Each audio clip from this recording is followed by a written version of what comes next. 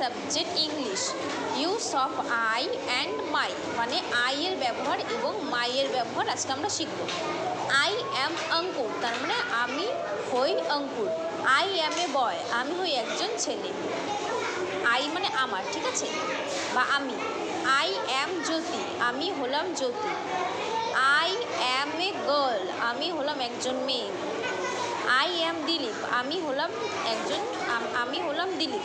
This is my shirt এটি হলো আমার শার্ট। আই মানে আমি, মাই মানে আমার।